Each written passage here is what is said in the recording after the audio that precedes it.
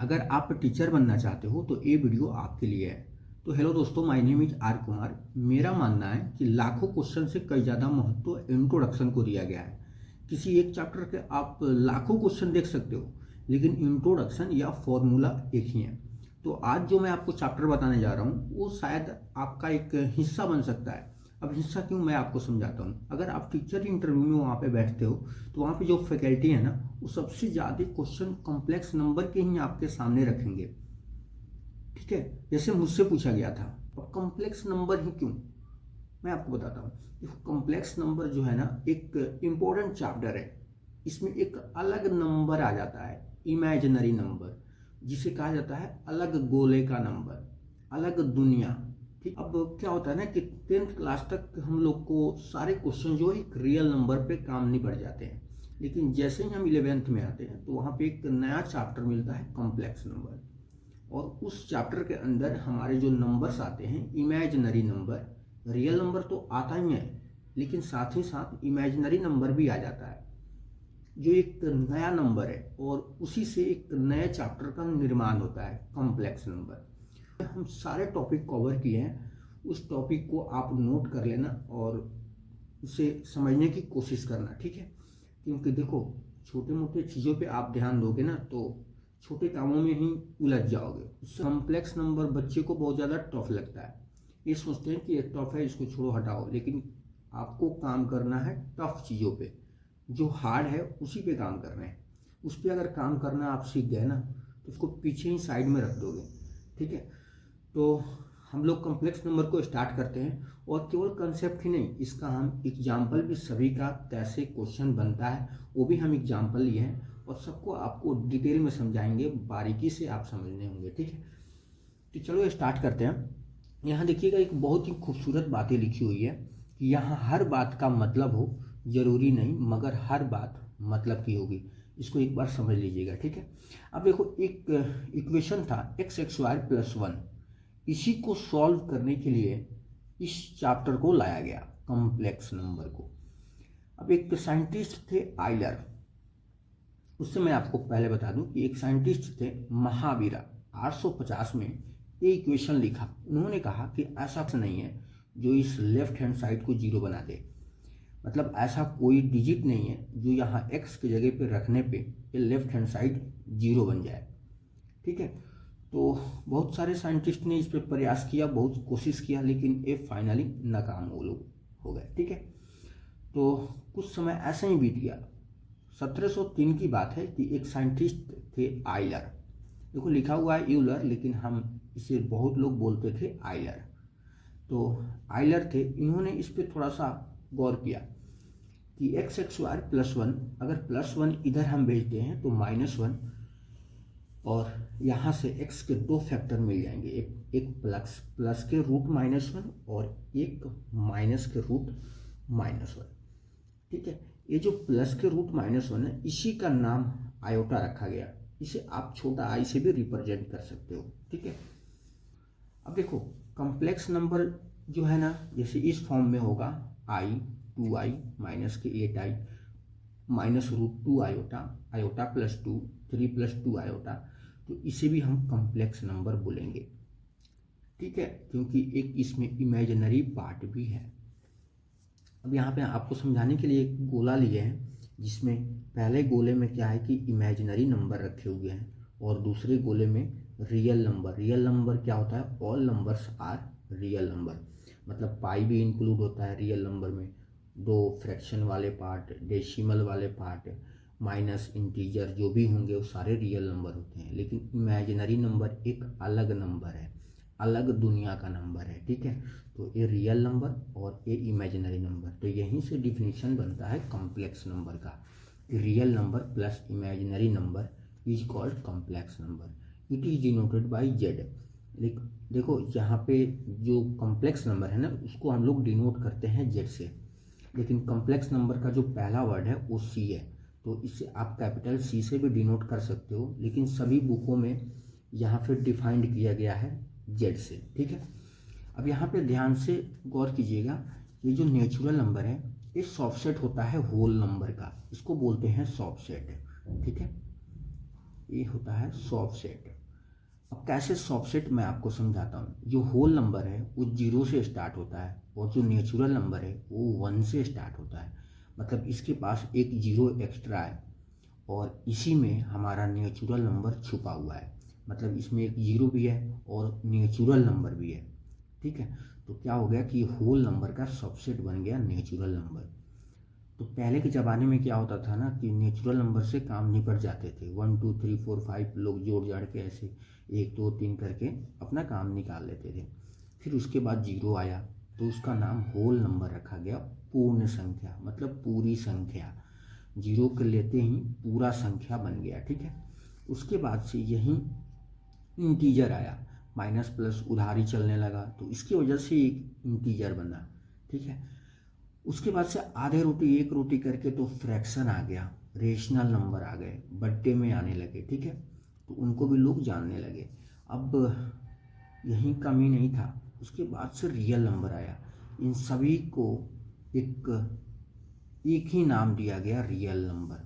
क्योंकि हम लोग पढ़ते आए हैं all numbers are real number, मतलब natural number, whole number, integer, rational number, ये सभी रियल नंबर कहलाते हैं। ठीक है, ये सभी एक रियल नंबर के पार्ट हैं। यही काफ़ी नहीं था, फिर एक अलग गोले से, अलग दुनिया से इंटीजर को सॉरी कॉम्प्लेक्स नंबर को लाया गया। देखो, आप इंटीजर को भी जेड से डिनोट करते हैं, लेकिन जब आपके पास ए इक्वेशन हो ना, जेड बराबर यहाँ पे 2 + के 3 आयोटा, आयोटा दे दे, तब हम यहाँ पे जेड को कॉम्प्लेक्स नंबर बोलेंगे। ठीक है, अगर इसमें आयोटा ना दे तब हम इसे इंटीजर बोलेंगे। तो हम उसके बाद से क्या हुआ कि कॉम्प्लेक्स नंबर आ गया। कॉम्प्लेक्स नंबर का सबसेट इस सारे नंबर हो गए, मतलब सबसे बड़ा नंबर देखा जाए तो कॉम्प्लेक्स नंबर है। अब चलो आगे चलते हैं। Generally we will denoted by complex number Z, इसे हम डिनोट करेंगे कैपिटल जेड से। अभी की इक्वेशन मैंने लिख रखा है 5 + 8 आयोटा जेड इक्वल। तो सबसे पहला बात कि हम इसे पहचानेंगे तो एक कॉम्प्लेक्स नंबर है। यहाँ जो जेड है एक कॉम्प्लेक्स नंबर जेड है, क्योंकि इसमें एक पार्ट है आयोटा। इसमें रियल पार्ट जो है, इस 5 वाले को रियल पार्ट ऑफ आयोटा बोलते हैं, मतलब ये रियल नंबर हो गए। अभी आपने डिफिनीशन देखा, real number plus imaginary number, मतलब जिसमें रियल नंबर भी हो और इमेजिनरी नंबर भी हो, उसे हम कॉम्प्लेक्स नंबर बोलेंगे। ठीक है, तो 5 + 8 आयोटा, तो ये तो पहली बात की ये तो एक कॉम्प्लेक्स नंबर है। और इसमें जो रियल नंबर है, रियल पार्ट है वो 5 है, और जो इमेजिनरी पार्ट है वो 8 है। ये पूरे नहीं है, सिर्फ इसका कोफिशिएंट जो 8 है वो हमारा इमेजिनरी पार्ट है। ठीक है, तो अगर आपको ऐसे भी दे दे कि 5 आयोटा, तब भी एक कॉम्प्लेक्स नंबर है, फिर आप बोलोगे सर इसमें रियल नंबर नहीं है। तो कोई बात नहीं, रियल नंबर नहीं है तो हम क्या करते हैं, इसमें एक रियल नंबर जोड़ देते हैं। अब देखो इस फॉर्म में बन गया ना, real number plus imaginary number, तो यह भी एक कॉम्प्लेक्स नंबर ही है। 5 आयोटा, 2 आयोटा, ये सब सारे क्या है, कॉम्प्लेक्स नंबर है। एक मैंने एग्जाम्पल ले रखा है कि 0 + 1 आयोटा, इसमें रियल पार्ट 0 है और इमेजिनरी पार्ट 1 है। ठीक है, इसमें रियल पार्ट 5 है, इमेजिनरी पार्ट 1 है। इसमें रियल पार्ट 3 है, इमेजिनरी पार्ट 0 है। ठीक है, तो आई होप आप लोगों को समझ में आ गया होगा पहली बात कि इमेजिनरी नंबर क्या होता है और कॉम्प्लेक्स नंबर क्या होते हैं। ठीक है, अब चलते हैं आगे। यहाँ देखना, इसका जो स्टैंडर्ड फॉर्म होता है ना, जो इसका जनरल फॉर्म होता है या स्टैंडर्ड फॉर्म, वो होता है जेड इक्वल ए प्लस बी आयोटा। मतलब इसमें रियल नंबर ए है, इमेजिनरी नंबर बी है। आपको याद करने वाला बात यहाँ है, अभी अभी आपने देखा कि प्लस के रूट -1 को हमने आयोटा नाम दिया था। ठीक है, दोनों साइड हम स्क्वायर करते हैं। जब इसको स्क्वायर करेंगे ना तो क्या होगा कि ए आयोटा स्क्वायर बन जाएगा और ए इसका रूट हट जाएगा। स्क्वायर करोगे तो स्क्वायर से रूट कैंसिल, ये -1 बन जाएगा। ठीक है, फिर ध्यान देना, तो आयोटा स्क्वायर का जो मान हो गया वो -1 के बराबर। फिर इसमें एक और आयोटा से मल्टीप्लाई कर दिए तो ये आयोटा क्यूब बन गया, और इसमें आयोटा से मल्टीप्लाई किए तो ये माइनस के आयोटा बन गया। तो आयोटा क्यूब का जो मान होता है वो माइनस आयोटा होता है। एक और आयोटा से हमने इसमें मल्टीप्लाई कर दिया तो आयोटा के पावर 4 हो गया, और इसमें आयोटा से मल्टीप्लाई किए तो यहाँ पे देखना आयोटा से मल्टीप्लाई करोगे तो ये आयोटा स्क्वायर बन जाएगा, एक आयोटा से मल्टीप्लाई किया तो आयोटा स्क्वायर का मान कितना होता है -1, तो माइनस इंटू -1 ये हमारा प्लस के 1 दे देगा, ठीक है। तो आयोटा के पावर 4 जो होता है वो +1 के बराबर होता है। यहाँ पे एक चीज़ है कि 1 अपॉन के आयोटा बराबर इसे माइनस आयोटा बोल सकते हैं, ठीक है। तो ये 5 चीज़ आपको याद करने हैं। अब ये कहाँ से आता है, तो ये यहाँ मैंने लिया है इसको।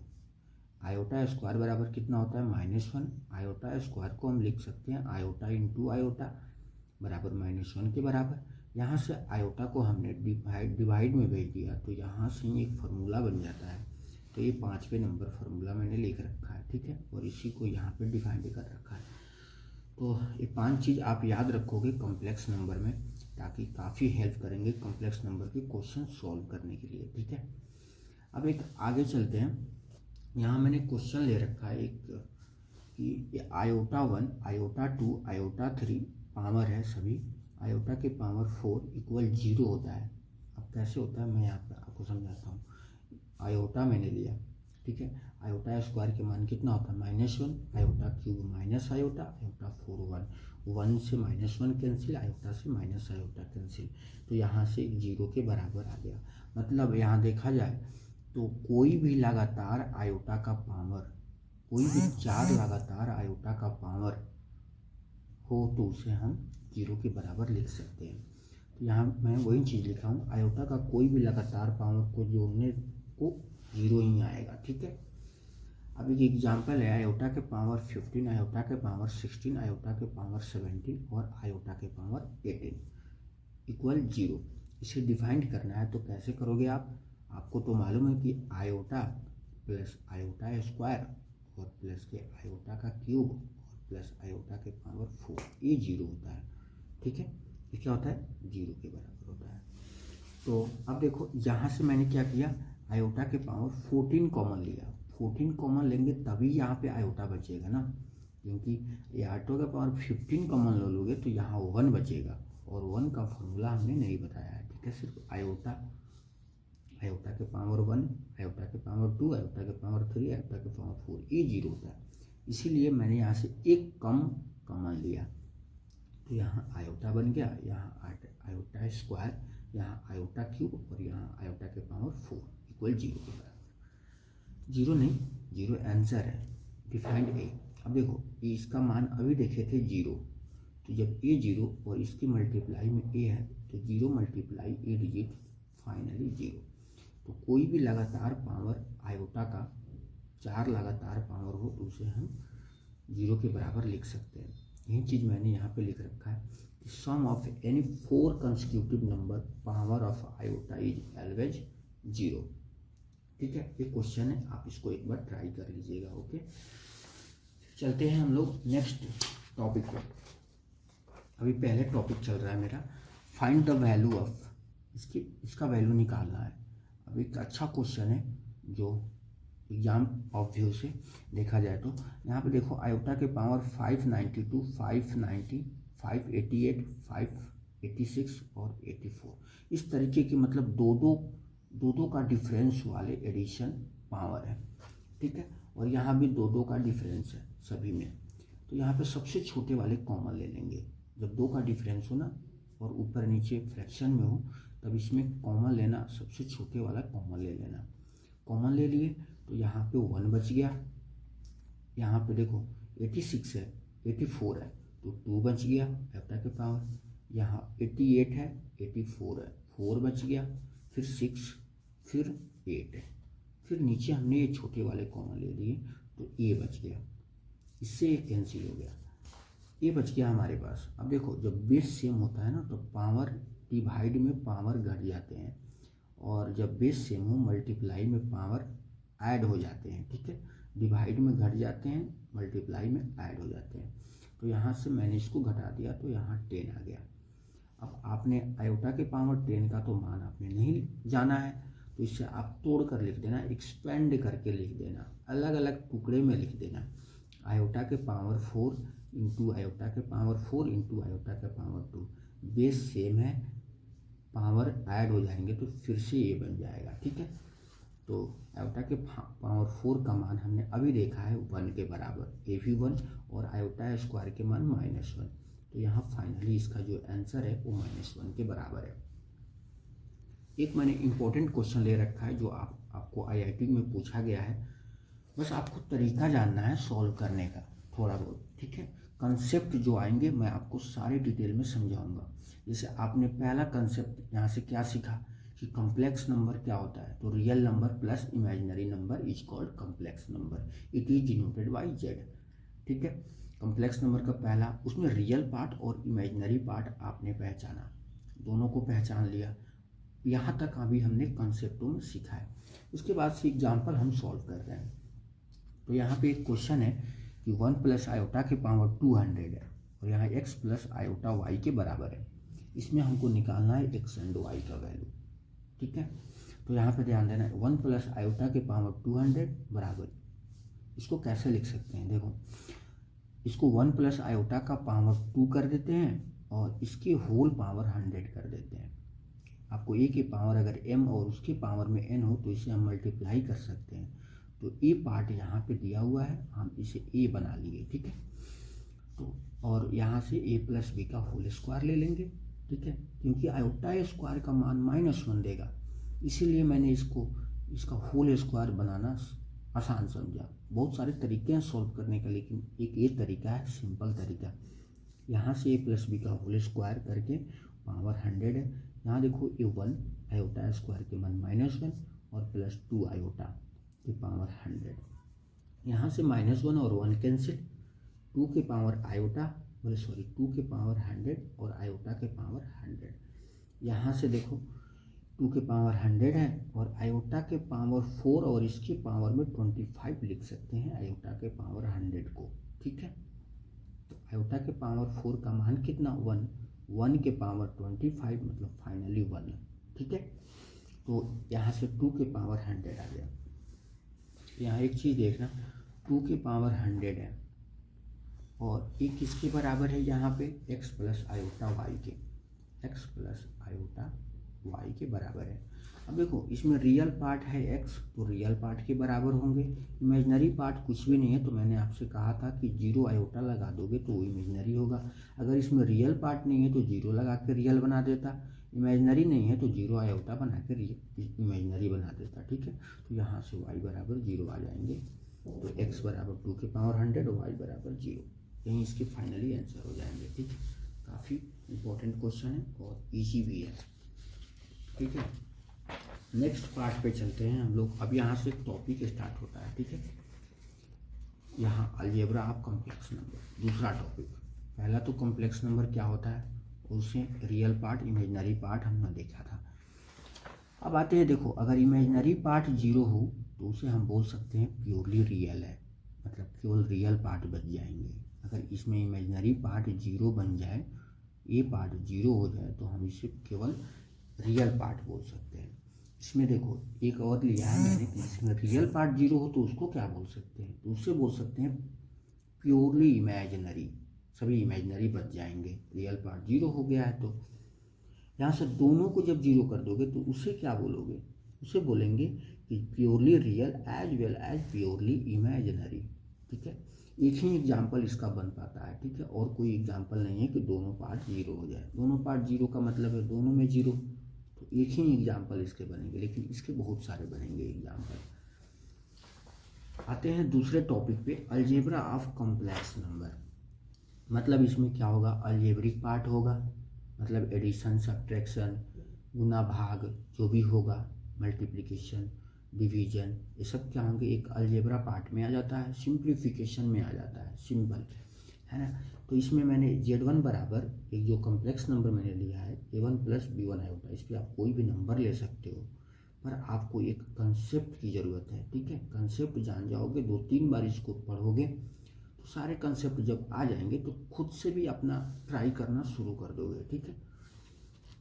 मैंने Z1 A लिया है और Z2 A लिया है। सिंपल एडिशन में क्या करेंगे कि हम रियल पार्ट को रियल पार्ट में जोड़ेंगे, ठीक है। मतलब इसमें रियल पार्ट क्या है, A1 और A2, तो A1 और A2 को जोड़ दिए। इमेजिनरी क्या है, B1 और B2, तो b1 और b2 आयोटा कॉमन, दोनों में आयोटा है तो आयोटा को बाहर कर दिए। सब्ट्रैक्शन भी सेम करेंगे, रियल में से रियल को घटाएंगे, इमेजनरी में से इमेजनरी को घटाएंगे, ठीक है। मल्टीप्लिकेशन जैसे हम लोग अलजेब्रिक में करते हैं सेम करेंगे, मतलब अभी सिर्फ बता रहे हैं कि कैसे इसका मल्टीप्लिकेशन होता है, कैसे इसका डिवीजन होता है, ठीक है। और कुछ नहीं है इसमें, इस पर क्वेश्चन जब आएंगे तो आपको क्वेश्चन भी बताया जाएगा। देखो मल्टीप्लिकेशन में सेम, इससे इससे मल्टीप्लाई करके लिखना है, फिर इसी को उठाना है इससे भी करके लिखना है, फिर इसको उठाना है इससे करके लिखना है, इसको उठाना है इससे करके लिखना है, ठीक है।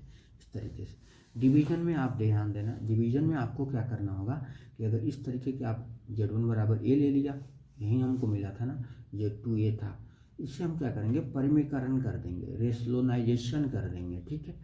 प्लस की जगह माइनस लगा के इससे परिमीकरण कर देंगे, इससे इससे मल्टीप्लाई करके लिखेंगे ऊपर, और इससे इससे डिनोमिनेटर में हर में लिखेंगे नीचे, ठीक है। तो इस तरीके के अलजेब्रिक पार्ट इसके चलते हैं। क्वेश्चन आएंगे तो मैं आपको खुद बताऊंगा, ठीक है। देखो क्वेश्चन भी मैंने लिया है यहाँ पे एक चीज़, अगर स्केलर वैल्यू हो, कोई भी कांस्टेंट वैल्यू हो, तो उसे भी हम सिंपल मल्टीप्लाई करेंगे कि k_a1 प्लस k_b2 आयोटा, ठीक है। इस तरीके से सिंपल मल्टीप्लिकेशन है ना, यहाँ पे 5 में a1 प्लस b1 आयोटा, इसको कैसे मल्टीप्लाई करेंगे, 5a1 plus 5b2 iota, iota दोनों में है तो दोनों में है तो कॉमन ले लेते हैं, क्योंकि यहाँ मल्टीप्लाई होगा तो दोनों में आयोटा होगा, तो इसलिए उसे बाहर ही लेना मैंने अच्छा समझा, ठीक है। इसे आप मल्टीप्लाई भी कर सकते हो, कोई दिक्कत नहीं है, ठीक है। देखो क्वेश्चन एक है, find the real value x and y for, find the real value x and y for which of the equation, आपके पास ये अलजेब्रिक इक्वेशन दिए हुए हैं, इसको सॉल्व करना है। तो ध्यान से इसको देखिएगा, मैंने क्या किया, ये जो रियल नंबर है, मैं भी अभी देखा था, रियल नंबर में से रियल नंबर को घटाएंगे, तो x की पावर 4 है, इसमें से इसको घटा दिए, यहाँ लिख दिए, फिर इमेजनरी में से घटा के इसको लिख लिया, आयोटा दोनों में है तो कॉमन, यानी कि 3 + 1 इसमें जोड़ दिए 4 को, और 2y माइनस के 5 आयोटा बाहर दोनों में है, तो ये काम मैंने सिंपल कोई तरीके से अलजेब्रिक काम किए हैं। अब इसको सॉल्व भी करने हैं, तो रियल पार्ट हमेशा रियल पार्ट के बराबर होगा, अभी हमने एक एग्जांपल में भी देखा था, तो x की पावर 4 माइनस 3x² बराबर 4 के इक्वल, ठीक है। तो यहाँ से देखो इसको सॉल्व कर लेते हैं पहले, और इमेजनरी पार्ट के बराबर कर दिए, यहाँ से इसको सॉल्व करो, पावर 4 है, पावर क्या है 4 है, तो इसके 4 आंसर आएंगे, 4 फैक्टर बनेंगे, ठीक है। पावर 2 होगा, जैसे क्वाड्रेटिक इक्वेशन का पावर 2 होता है तो उससे 2 आंसर बनते हैं, पावर 3 पे 3 फैक्टर निकलते हैं, ठीक है। तो ये सब छोटी छोटी बातें आपको ध्यान देना है, और मैं आपको 11th और 12th के सभी चैप्टर, सभी एक्सरसाइज NCERT की कराने वाला हूँ, ठीक है। तो इस चैनल पे बने रहिएगा और ढेर सारा प्यार दीजिएगा, थैंक यू, ताकि मैं भी मोटिवेट होकर आपके लिए अच्छे अच्छे चैप्टर का निर्माण कर सकूं, अच्छे अच्छे चीज़ कंसेप्टों को मैं आपके पास शेयर कर सकूं, ठीक है। और टेंशन मत लो, सभी चैप्टर का कोई भी कंसेप्ट हो IIT लेवल तक मैं आपको वो भी बताऊंगा, ठीक है। चलो अब यहाँ पे देखते हैं, इसका फैक्टर निकाल लिए, फैक्टर कैसे निकालोगे, a इंटू सी करके निकालते हैं, a इंटू सी करोगे 1 इंटू 4 4 आ जाएगा, 4 का ऐसे 2 फैक्टर लेने हैं कि हमको मल्टीप्लाई करने पे खुद बन जाए और घटाने पे इस साइन पे डिपेंड करता है हमेशा, क्वाड्रेटिक में भी, क्यूबिक में भी, और यहाँ पावर 4 में भी, ठीक है। तो यहाँ से 4 का 4 और 1 ले लिए, 4 इंटू 1 4 में से 1 को घटाओगे तो 3, तो यहाँ से इस फैक्टर को मैंने यहाँ पे इनपुट कर दिया, ठीक है।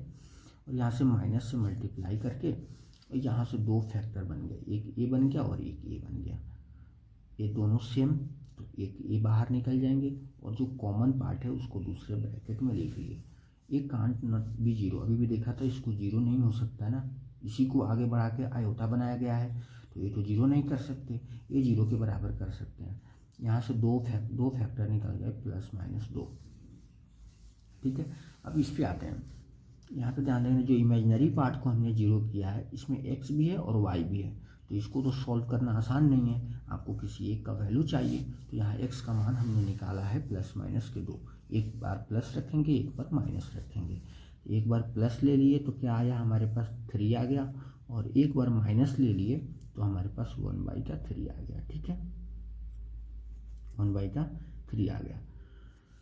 अब चलो आगे चलते हैं नेक्स्ट टॉपिक की तरफ। अलजेब्रिक हमने देख लिया, कॉम्प्लेक्स नंबर को पहचानना देख लिया। ठीक है, इसमें रियल पार्ट और इमेजिनरी पार्ट को भी देख लिया। अब आते हैं geometrical representation of complex number की। इसे हम लोग एक आर्गेंट प्लेन पर कैसे ड्रॉ कर सकते हैं, इसे बोलते हैं आर्गेंट प्लेन, इसे बोलते हैं कॉम्प्लेक्स नंबर भी बोल सकते हो।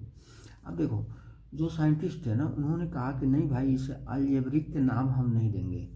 ये जो एक्सिस है, इसे हम एक्स एक्सिस नहीं बोलेंगे, इसे हम इमेजिनरी नंबर, इसे हम वाई एक्सिस नहीं बोलेंगे, क्योंकि इसमें मुझे बहुत ज़्यादा मेहनत लगा है, तो मैं इसका एक अलग नाम दूंगा। ठीक है, वो एटीट्यूड वाले साइंटिस्ट थे, अपने हुनर पे चलते थे, है ना, उनके पास टैलेंट कुछ ज़्यादा ही था। अब देखो, तो इसे नाम दिया रियल एक्सिस और इसे नाम दिया इमेजिनरी एक्सिस। और जो ये पॉइंट है ना, उन्होंने कहा कि ये जो पॉइंट है, ये कुछ इसी पॉइंट को डिनोट करेगा, कॉम्प्लेक्स नंबर को, पॉइंट को उन्होंने फिक्स कर दिया। उन्होंने कहा कि यही पॉइंट हमारा a+b आयोटा होगा या x+y आयोटा होगा, मतलब यहीं पे वो पॉइंट होगा।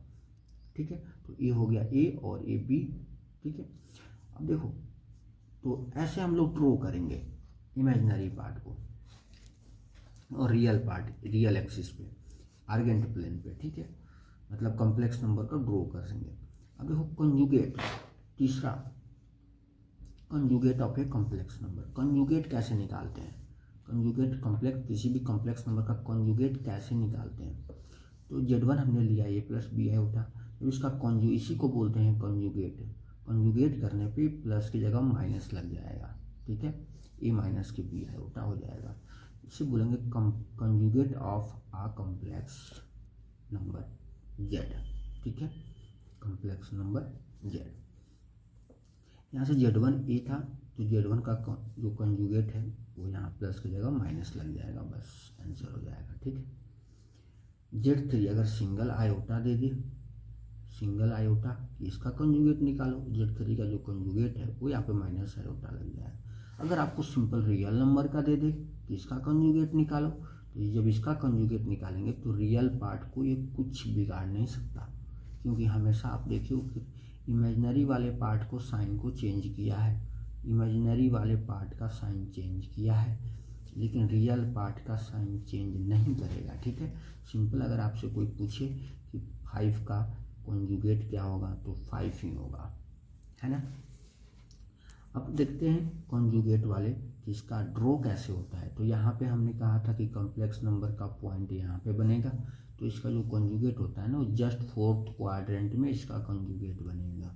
ठीक है, जस्ट मिरर इमेजों की तरह, मिरर इमेज सपोज मान लो यहाँ पे मिरर रखा हुआ है, यहाँ पे ये रखोगे तो इसका जो कंजुगेट बनेगा जस्ट इसके अपोजिट।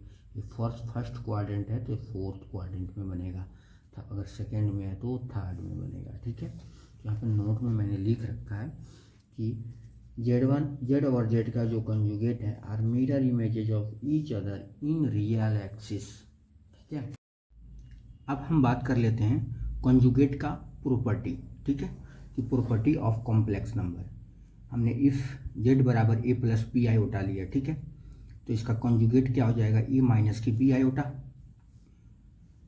Z बराबर Z का conjugate are mirror images of each other in real axis. ठीक है, क्या है कि मिरर इमेज होते हैं ये रियल एक्सिस पे। ठीक है, तीसरा, अगर आप डबल कंजुगेट लेते हो, कंजुगेट का भी कंजुगेट लेते हो, तो सिंगल वो Z बन के आएगा। ठीक है, कंजुगेट से कंजुगेट, आप अगर कंजुगेट का, इसको हम डिटेल में देखते हैं। Z बराबर a+b आयोटा है। ठीक है, इसका कंजुगेट लोगे तो क्या आएगा, a-b आयोटा।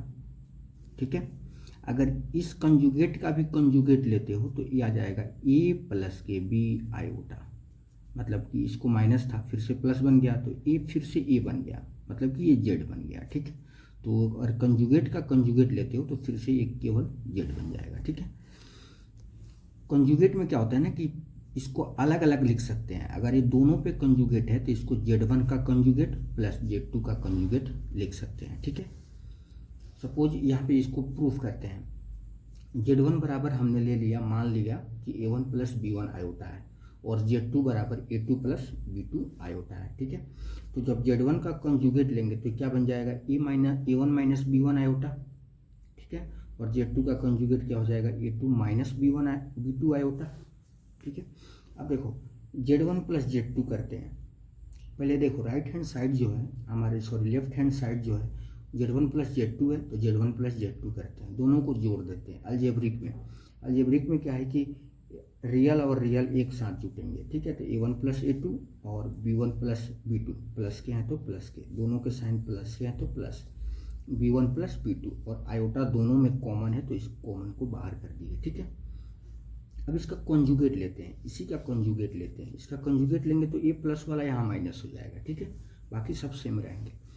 अब देखो ये लेफ्ट हैंड साइड वाला हो गया, लेफ्ट हैंड साइड वाला हमको Z1 प्लस Z2 का कॉन्जुगेट जो है वो मेरे पास A आया है। ठीक है, अब देखो अब राइट हैंड साइड वाला पे आते हैं। Z1 का कॉन्जुगेट, Z1 का कॉन्जुगेट हमने ये रहा था तो ये ले लेते हैं यहाँ पे Z1 का कॉन्जुगेट, दोनों को जोड़ देना। देखो इसको अगर इसको जोड़ोगे ना, यहाँ पे Z1 का कंजुगेट प्लस Z2 का कंजुगेट यहाँ पे हम जोड़े हैं, तो देखो इसको आप जोड़ोगे तो क्या होगा, रियल पार्ट में रियल पार्ट ऐड होगा A1 प्लस A2। ठीक है, माइनस तो माइनस ले लेते हैं और ब्रैकेट, क्योंकि इसका साइन भी माइनस है तो ब्रैकेट लेने पे क्या होगा कि ये प्लस में बन जाएगा B1 प्लस B2 आयोटा। फिर अगर माइनस से मल्टीप्लाई करोगे तो इसका भी साइन माइनस हो जाएगा जो यहाँ पे है, तो ए बन गया A1 plus A2 minus B1 plus B2 iota. यही मैंने लिख रखा है, ए और ए दोनों सेम है तो हम इसके बराबर इसको भी लिख सकते हैं। तो मेरा कहने का मतलब है सीधा सीधा कि अगर Z1 प्लस Z2 का कंजुगेट होगा तो आप इसे अलग अलग लिख सकते हैं एक्सपेंड करके।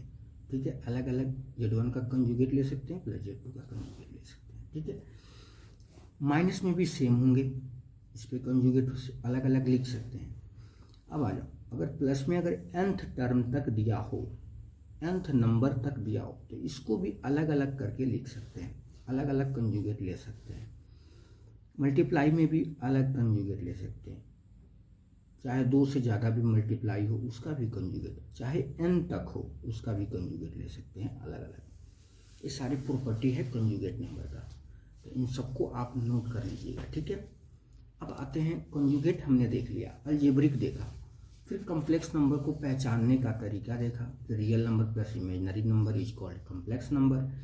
रियल कॉम्प्लेक्स नंबर में रियल पार्ट हमने सीखा कि रियल पार्ट कौन सा होता है और इमेजिनरी पार्ट कौन सा होता है। ठीक है, यहाँ तक हमने जान लिया है। आगे चलते हैं, नेक्स्ट प्रॉपर्टी है मेरा मॉडुलस ऑफ कॉम्प्लेक्स नंबर, जो कि बहुत ही इम्पोर्टेंट है, बहुत ज़्यादा इम्पोर्टेंट है। ठीक है, मॉडुलस, क्योंकि अगर आप कॉम्प्लेक्स नंबर पढ़ रहे हो उसमें अगर मॉडुलस नहीं पढ़ा तो कुछ नहीं पढ़ा। ठीक है, तो modulus of a complex number, modulus को सपोज हमने Z बराबर A1 प्लस B2 आयोटा ले लिया, ये कहाँ लाइक करेगा, मैंने कहा था आर्गेंट प्लेन पे कुछ यहाँ पे इसका डिफाइंड होता है फिगर, आर्गेंट प्लेन पे जो इसका पॉइंट डिवाइड होता है वो यहाँ पे होता है। देखो इसका पॉइंट कोऑर्डिनेट क्या हो जाएगा A और B। ठीक है, और ओरिजिन का कोऑर्डिनेट होता है 0 0, ओरिजिन का यहाँ पे एक्स वाई दोनों 0 होते हैं, तो यहाँ रियल एक्सिस भी 0 हो जाएंगे, रियल और इमेजिनरी दोनों 0 हो जाएंगे, इसलिए ओरिजिन को 0 0 से डिफाइन किया जाता है। अब देखो यहाँ जो पॉइंट है और इनके जो ओरिजिन का पॉइंट है, इनका जो जब डिस्टेंस निकालना होता है, जब इनका डिस्टेंस निकालना होगा, यही हमारा क्या होता है मॉडुलस Z होता है। जब इसका डिस्टेंस निकालोगे तो आप डिस्टेंस फार्मूला में 10th में पढ़े हो कि A माइनस 0 का होल स्क्वायर और B माइनस 0 का होल स्क्वायर का रूट ले लेना है। ठीक है, तो यहाँ से A स्क्वायर और यहाँ से B स्क्वायर ये आ गया, मतलब ये जो मॉडुलस Z है यहाँ से यहाँ तक इसे मॉडुलस Z बोलते हैं, और मॉडुलस Z कितना आ गया A square plus B square. तो यही मैंने लिख रखा है यहाँ पे मॉड Z बराबर root over A square plus B square, ये फॉर्मूला ही होता है मॉडुलस ऑफ कॉम्प्लेक्स नंबर का। ठीक है, इसी पे क्वेश्चन बनेंगे। अब देखो यहाँ मैंने वही चीज़ लिख रखा है कि ये क्या होता है modulus of a complex number Z, इसे बोलते हैं मॉडुलस, मॉडुलस। ठीक है, इसे मॉड बोलते हैं। अब देखो यहाँ पे नोट में मैंने लिख रखा है मॉडुलस Z क्या होता है, distance between origin and complex number Z। जो ये डिस्टेंस बिटवीन ओरिजिन है और Z का, यही होता है मॉडुलस ऑफ Z। यहाँ पे मैंने एक एग्जांपल लिया है z बराबर a और z का कंजुगेट क्या हो जाएगा, यहाँ पे माइनस हो जाएगा। तो इसका मॉड जब z निकालेंगे तो root over a square plus B square हो जाएगा। a का स्क्वायर कर देना है और b का स्क्वायर कर देना है, इसका मॉड z निकल जाएगा। इसका कंजुगेट लिए तो यहाँ माइनस हो गया। जब इसका भी मॉड z निकालेंगे, मतलब z का जो कंजुगेट है इसका मॉड निकालेंगे तो ये भी हो जाएगा ए स्क्वायर प्लस बी स्क्वायर। कैसे, यहाँ तो माइनस है, देख लो ए स्क्वायर प्लस माइनस बी का होल स्क्वायर, समझ में आ रहा है। तो क्या बन जाएगा, ये भी प्लस देगा तो यहाँ बी स्क्वायर। तो ये दोनों क्या होते हैं, आपस में बराबर हो गए, इसका भी मान और इसका भी मान सेम है। तो हम लिख सकते हैं मॉड जेड बराबर जेड का कंजुगेट और इसका भी मॉड, ठीक है। और इसमें एक और आता है जेड इंटू जेड का जो कंजुगेट होता है वो मॉड जेड का स्क्वायर, इसे लिख सकते हैं, ठीक है। जेड इंटू जेड का कंजुगेट, इसका स्क्वायर लिख सकते हैं। इसको मैंने यहाँ पे प्रूफ किया है, आप इसको देख सकते हो कि मैंने क्या किया, पहले जेड ले लिया, फिर जेड का कंजुगेट कर दिया माइनस वाले, फिर दोनों का मल्टीप्लाई है तो दोनों का मल्टीप्लाई कर दिया तो ए आया, ठीक है। अब देखो ये कहाँ से डिफाइंड होता है, तो यहाँ से देखो ए प्लस बी स्क्वायर का रूट है, तो रूट को इधर भेज दिए। रूट को जब इधर भेजेंगे तो क्या हो जाएगा, मॉड जेड का स्क्वायर। यही लिख रखा है जेड इंटू जेड का कंजुगेट बराबर मॉड जेड का स्क्वायर, ठीक है। आई होप आप लोग एक दो बार देखोगे समझ में आ जाएगा, ठीक है। मॉड जेड में एक चीज़ नहीं लिखा जा सकता, ये गलत माना गया है। z1 प्लस अगर z2 मॉड के अंदर है तो इसको अलग अलग नहीं लिख सकते, ठीक है। हम लोग अभी अभी कंजुगेट में क्या देखे हैं कि इसको अलग अलग लिख सकते हैं, लेकिन आप मॉडुलस में इसको अलग अलग नहीं लिख सकते, ठीक है। तो ये गलत माना है, इसको अगर आप प्रूफ करोगे ना तो ये गलत साबित हो जाएगा। अगर z1 लेते हो, z2 ले लेते हो, उसका एक मॉड ले लेते हो, उसको प्लस करके मॉड ले लेते हो, फिर यहाँ पे अलग अलग आप मॉड ले लेते हो, तो फिर वो गलत साबित, वो दोनों बराबर नहीं होंगे, मल्टीप्लाई में बराबर हो जाते हैं। तो ये फॉर्मूला लागू होगा, ये भी लागू होगा, n तक होगा तो इसे अलग अलग लिख सकते हैं, ठीक है। उसी प्रकार अगर डिवाइड में होगा तो इसे भी अलग अलग लिख सकते हैं, ऊपर नीचे मॉड ले सकते हैं। अगर इस प्रकार हो तो n आ जाएगा ऊपर मॉड के ऊपर और मॉड z, ठीक है। आगे आते हैं, इस पर मैंने एक क्वेश्चन लिया है, ध्यान से इस क्वेश्चन को देखिएगा, इंपॉर्टेंट क्वेश्चन है, best important question. Mod z1 हमको 1 दिया है, मॉड z2 2 दिया है, मॉड z3 3 दिया है, ठीक है। And 9z1 z2 plus 4z1 z3 plus z2 z3 बराबर 12 है। Then find the value of z1 plus z2 plus z3 का मॉड, ये निकालना है हमको। हम क्या करते हैं, इसको पहले इस इक्वेशन को यहाँ लिख दिए, ठीक है। उसके बाद ध्यान से देखना, मॉड z1 बराबर 1 है, दोनों साइड स्क्वायर करते हैं, स्क्वायर करेंगे तो ये 1 का स्क्वायर 1 ही रहेगा। इसको भी स्क्वायर किए तो यहाँ 4 हो जाएगा, 2 2 जा 4। जब इसको स्क्वायर करेंगे तो 9 हो जाएगा। ध्यान से देखो 941 यहाँ 1 छिपा हुआ है, ठीक है।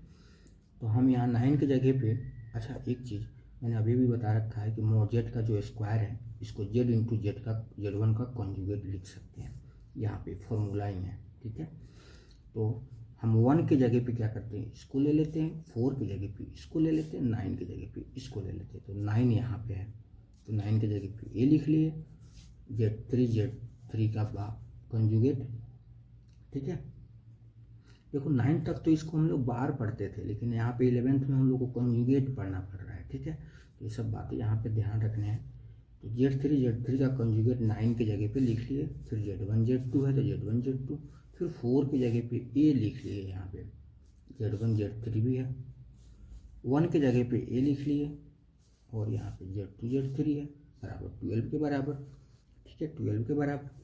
यहाँ से मैंने z1 z2 z3 कॉमन ले लिए, मोड से बाहर आएगा तो मोडे में रहेगा लेकिन कॉमन ले लिए, तो यहाँ पे बच गया z1 z2 z3 सभी में है, तो यहाँ से z1 z2 z3 कॉमन लिए तो यही बचा ना, इधर ये बचेगा और यहाँ पे ये बचेगा, ठीक है।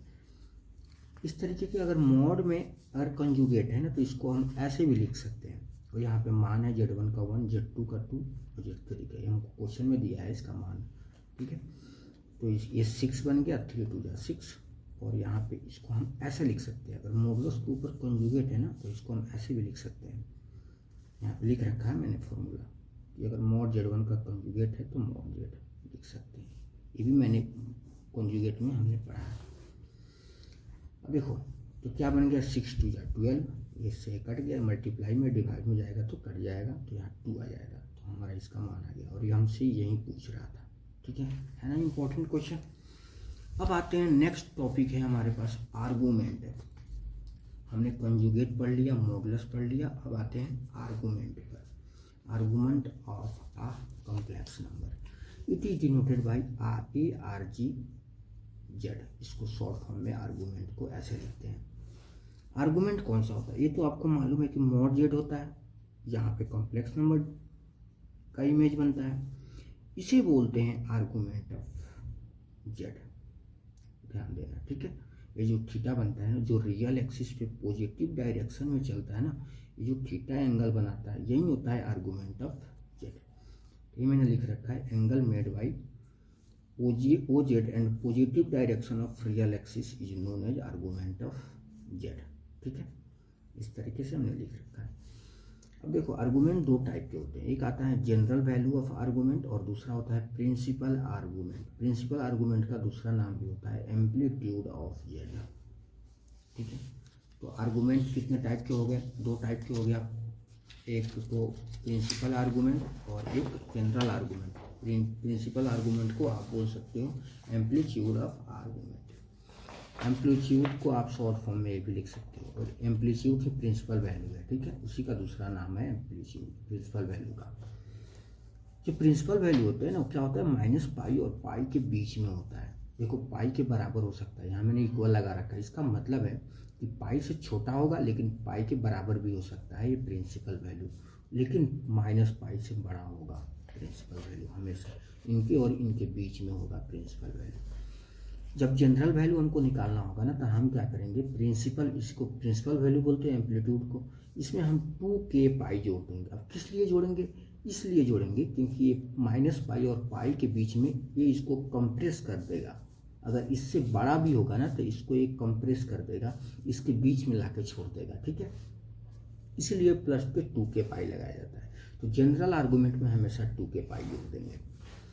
अब देखो एग्जाम्पल लिए कि Z1 बराबर -1 प्लस √3 आयोटा हो, तो इसका अगर फाइंड प्रिंसिपल आर्गूमेंट निकालना है तो आपको तो मालूम है जो प्रिंसिपल आर्गूमेंट होंगे वो -पाई और पाई के बीच का होंगे।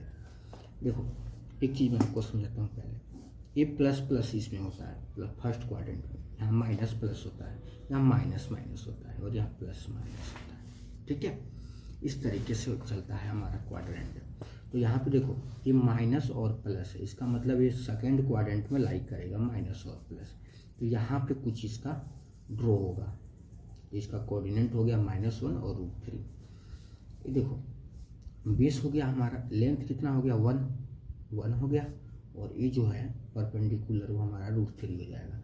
तो सबसे पहले ये हमको अल्फ़ा निकालना होगा, ठीक है, ये अल्फ़ा निकालना होगा। देखो मैंने कहा था ये थीटा जो होता है वो प्रिंसिपल वैल्यू होता है, ये तो हमको निकालना ही है, ये हमको निकालना है, लेकिन ये अल्फ़ा भी तो निकलेगा ना, ये अल्फ़ा भी निकलेगा। तभी क्या करेंगे, पूरे यहाँ से यहाँ तक पाई होता है पाई, और जब ये पूरा ले लोगे तो 2 पाई, तो ये जो पाई है इसमें से अगर हम अल्फ़ा को घटा देंगे तब हमारा थीटा आएगा, इसलिए अल्फ़ा निकालना पड़ रहा है। अल्फ़ा कैसे निकलेगा, तो tan अल्फ़ा ले लेंगे, परपेंडिकुलर बटा बेस √3/1, ठीक है। ये मतलब tan जो 60 डिग्री का मान होता है वो √3 होता है, ठीक है। तो 60 डिग्री को हम लिख सकते हैं π/3, तो अल्फ़ा बराबर π/3।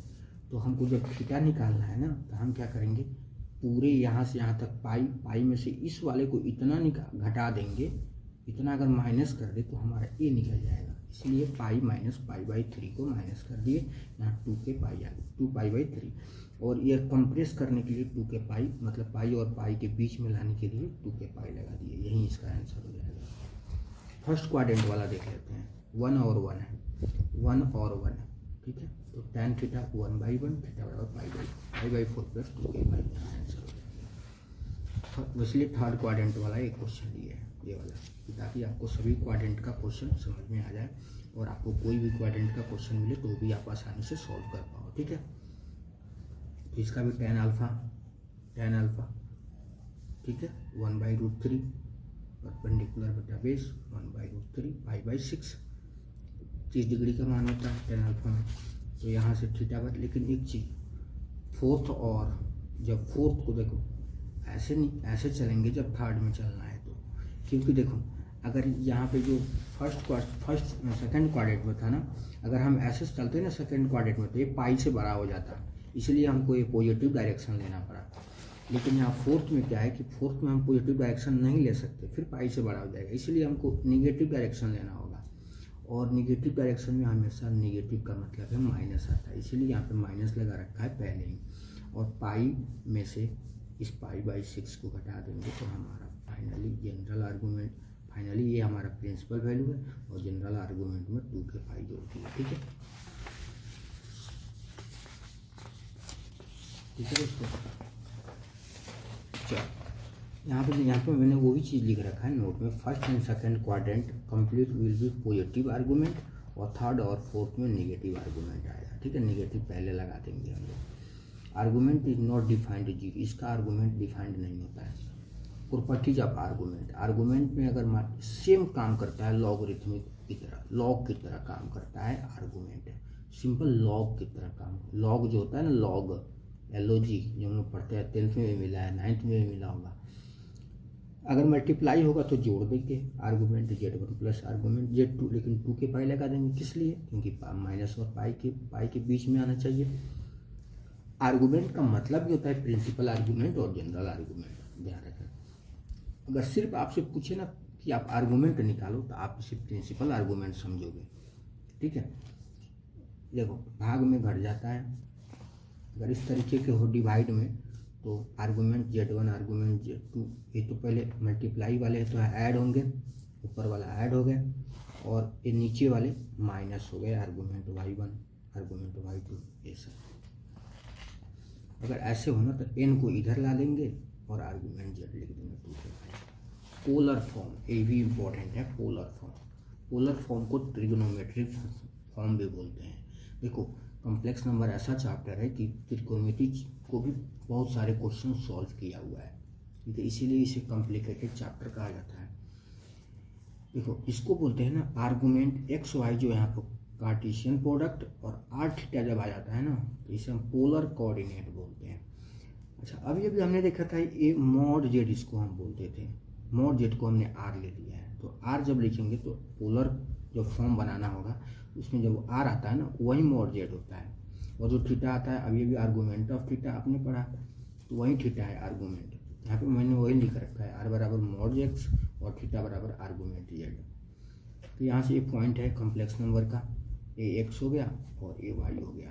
तो यहाँ से देखो अगर यहाँ से cos थीटा हम ले ले, cos थीटा क्या होता है b/h x/r, तो यहाँ से x क्या हो जाएगा r cos थीटा, और y क्या हो जाएगा r sin theta. sin theta लेगो ना तो p/h होता है, तो y/r, तो y बराबर r sin थीटा। ठीक है, समझ में आ रहा है? तो अब x और y का मान हमारे पास है, x बराबर r cos थीटा और y बराबर r sin थीटा। इसको हम यहाँ पे रख दिए, x के जगह पे r cos थीटा और y के जगह पे r sin थीटा। दोनों में से r कॉमन ले लिए, कॉमन लिए तो ये बन गया r cos theta plus iota sin theta. इसको बोलते हैं r cis theta, CIS cis theta, अलग नाम दिया गया है। ठीक है, तो आप इसको जानकारी के लिए याद रखेंगे, r cis थीटा जो होता है वो r cos theta plus iota sin theta, और ये रिप्रेजेंट करता है पोलर फॉर्म, मतलब यही बताता है हमको ये पोलर फॉर्म है। इसी को बोलते हैं पोलर फॉर्म या ट्रिग्नोमेट्रिक फॉर्म भी आप बोल सकते हो। ठीक है, क्लियर है? नेक्स्ट एक मैंने क्वेश्चन ले रखा है कि -1 -√3 आयोटा इंटू इस पोलर फॉर्म, मतलब इसको पोलर फॉर्म में कन्वर्ट करो। आपको तो मालूम है पोलर फॉर्म क्या होता है, r cos theta plus iota sin theta. इसमें अननोन क्या क्या है, अननोन है ये r को नहीं जानते हैं, थीटा को नहीं जानते हैं, ये दोनों निकालना होगा। तो r को तो मालूम है, r हम दोनों का स्क्वायर करके रूट ले लेंगे तो निकल जाएगा r। ठीक है, दोनों का स्क्वायर करके रूट ले लो, दोनों का मैंने स्क्वायर करके रूट लिया तो यहाँ 2 आया है। मतलब आपको डिस्टेंस फार्मूला से आपने देखा था ना मॉड Z कैसे निकलता है, तो -1 का स्क्वायर फिर -√3 का स्क्वायर, तो यहाँ से 2 आ गया, तो r बराबर 2 हो गया था, r के जगह पे 2 लिखेंगे। अब बात कर लेते हैं थीटा कैसे निकालेंगे। ठीक है, थीटा के लिए आपको वही आर्गूमेंट जैसे आपने निकाला था ना थीटा, तो आपको ये देखना है कि किस क्वाड्रेंट में लाई करता है सबसे पहले। तो यहाँ -1 और -√3, तो ये जो है थर्ड क्वाड्रेंट में है। यहाँ से थीटा हमने π/3 निकाला, ठीक है। थीटा बराबर, तो थर्ड क्वाड्रेंट में माइनस लग जाएगा, -2π/3, थर्ड और फोर्थ में माइनस लगेगा। तो यहाँ से सिर्फ थीटा की जगह पे ए लिख दिए, cos माइनस इतना, यही आंसर हो जाएगा। उसके बाद से आइलर फॉर्म आ जाता है। आइलर फॉर्म इसी में आता है। आइलर के नाम, जो आइलर थे ना, उन्हीं के नाम पर आइलर फॉर्म बना। cos theta plus iota sine theta को e के पावर आयोटा थीटा लिख सकते हैं। उन्होंने कहा कि मैं इसका शॉर्ट नाम दूंगा, मैं अपने नाम पे इसका नाम दूंगा। उन्होंने कहा e के पावर आयोटा थीटा लिख सकते हैं cos theta plus iota sine theta को। लोग सोचने लगा भाई ये क्या कर, इतना बड़ा फॉर्म को इतना छोटा कैसे कर दिया, एक्सपोनेंशियल में कैसे चेंज कर दिया। तो इसे प्रूफ भी कर दिया उन्होंने इंटीग्रेशन लेके, ठीक है। क्या किया कि इसमें आई से मल्टीप्लाई कर दिया, आई से मल्टीप्लाई किया दोनों साइड, ठीक है। आई से मल्टीप्लाई किया तो आई से मल्टीप्लाई करते ही आई कॉस थीटा माइनस, इसमें आई से मल्टीप्लाई किया था, आयोटा स्क्वायर बन गया। आयोटा स्क्वायर का मान -1, इसलिए माइनस लगा है यहाँ पे, माइनस साइन थीटा। अब क्या किया कि यहाँ से इसको इधर भेज दिया, तो आयोटा बराबर ये आ गया नीचे यहाँ पे। अब इंटीग्रेशन दोनों साइड ले लिया। इंटीग्रेशन का मतलब है कि नीचे वाले को कुछ मान के ऊपर वाला का डिफ्रेंशिएशन आना चाहिए। तो यहाँ पे इसको हमने टी माना, इसका डिफ्रेंशिएशन किया। कॉस थीटा का differentiation minus sine theta, sine theta का डिफ्रेंशिएशन कॉस थीटा, तो यहाँ से, और टी का डिफ्रेंशिएशन डी टी। तो यहाँ से देख लो, आयोटा का आप जब इंटीग्रेशन करोगे तो आयोटा बाहर और डी थीटा को थीटा और प्लस के सी, कांस्टेंट पार्ट सी लगा दिया जाता है कंप्रेस के लिए, इंटीग्रेशन का साइन होता है। और यहाँ से बटे में क्या है, इसको हमने क्या माना था, टी माना था, टी, और ये क्या आया था, ये जो है ऊपर वाला साइन माइनस का और कॉस प्लस का, साइन माइनस का कॉस प्लस का, ये टी टी है तो टी टी ले लिया। इसका जो इंटीग्रेशन होता है वो ln टी या log टी भी ले सकते हो, ln टी लिखो या log टी, प्लस के सी, सी से सी कैंसिल। अब यहाँ से देखो ये टी बराबर ln को जब इधर भेजेंगे ना, ln जब इधर जाता है ना तो ई लग जाता है, ई के पावर आयोटा थीटा, तो यही प्रूफ कर दिया ना। और टी क्या माना था, टी माना था ए, तो यहाँ cos theta plus iota sine theta बराबर इतना, ठीक है। टी हमने ई माना था, इसको माना था टी, तो टी आ गया ना यहाँ पे टी, तो टी ये माना था, ये लिख लिया, और ये इसके बराबर, तो प्रूफ कर दिया भाई कि इतना बराबर इतना होता है। ऐसे ऐसे साइंटिस्ट थे। उसके बाद से एक और आता है क्यूब रूट, ये छोटा टॉपिक है, इसको भी देख लेते हैं। क्यूब रूट, इसे बोलते हैं क्यूब रूट। इधर इधर लाओगे तो एक क्यूब आ जाएगा बराबर 1, दोनों आप देखो, ये भी लाते हैं इधर तो -1 इक्वल 0 के बराबर। एक्स क्यूब, ए क्यूब माइनस बी क्यूब को इस फॉर्मूला होता है, ये आप लिख सकते हो। एक्स बराबर यहाँ से 1 देगा, जब इसको तोड़ोगे तो ये द्विघात सूत्र होता है, क्वाड्रेटिक की सूत्र होता है, फॉर्मूला होता है, -b plus -b square minus के 4ac/2a। इस पर रख लिए, देखो तो ये आ गया, यहाँ 1, यहाँ से 2 फैक्टर निकला, एक प्लस वाले और एक माइनस वाले। ये 1 था, ये ओमेगा का मान होता है। किसी ने कहा ओमेगा का मान बताओ, -1 प्लस √3 आयोटा/2, और आयोटा स्क्वायर का मान -1 माइनस √3 आयोटा/2, ठीक है। तो 1 आयोटा और आयोटा स्क्वायर जब तीनों को जोड़ोगे ना तो 0 के बराबर रहता है, वो आगे यहाँ पे सीखने को मिलेगा। तो प्रॉपर्टी में देख लेते हैं,